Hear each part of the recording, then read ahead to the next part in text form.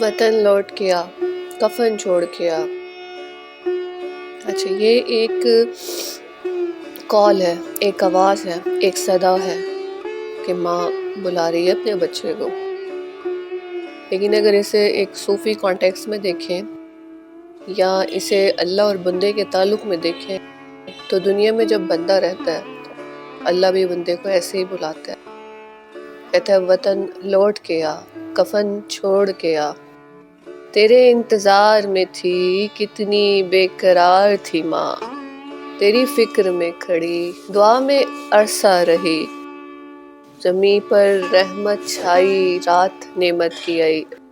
جب ماں سے ملن ہوتا ہے، جب خدا سے انسان ملتا ہے تو وہ رات جو ہوتی ہے اس کو ملن کی رات کہتے ہیں، کہ جب خدا سے وصال ہوتا ہے، اور اس کو شب قدر بھی کہا جاتا ہے۔ تو رات سے مراد وہ رات، قدر کی رات، نعمت کی رات، قدر کی رات۔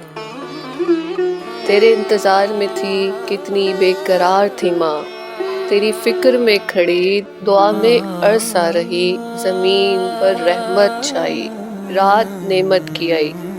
کفن چھوڑ کے آ، کفن چھوڑ کے آ، کفن چھوڑ کے آ، کفن چھوڑ کے آ۔ تیرے انتظار میں تھی کتنی بے قرار تھی ماں۔ پھر ماں پکارتی ہے، دوبارہ پکارتی ہے، وطن لوٹ کے آ، کفن چھوڑ کے آ۔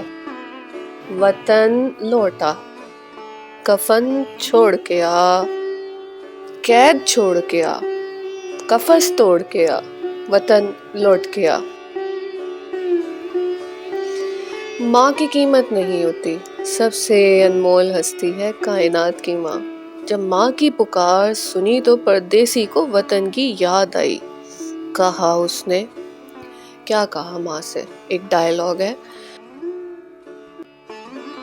صحبتیں تھی بری، نامہ اعمال تھا سیاہ، پر ساتھ کھڑی تھی ماں، کتنی بڑی ہے ماں، کتنی سچی ہے ماں۔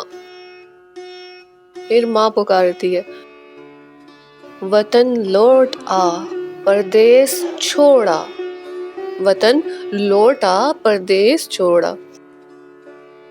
دھیان میری جانب کر، کل آیات کی جانب کر، دیکھ کھڑی ہے ماں، تیرے انتظار میں ہے، لوٹ آ، لوٹ آ۔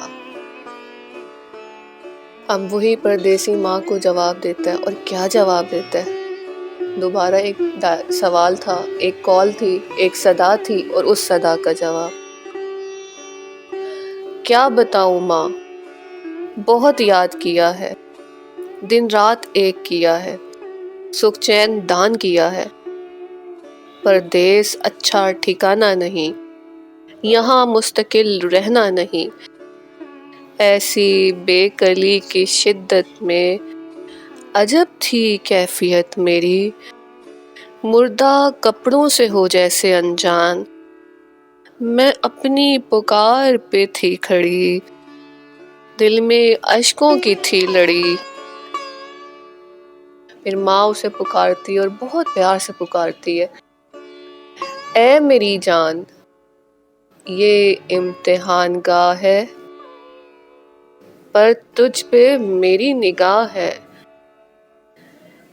یاس میں گرفتار ہے، ناامیدی سے بیکار ہے، کھول دے قفس، دیکھ لے فلک کی طرف، زمین خاک سے اٹی ہے، کس فکر میں کھڑی ہے، لوٹ آ وطن کی طرف، وطنی وطنی کی صدا، پردیسی کو مل گئی ندا، قفس کی قید سے نکلا، طائر فکر کھڑا ہوا۔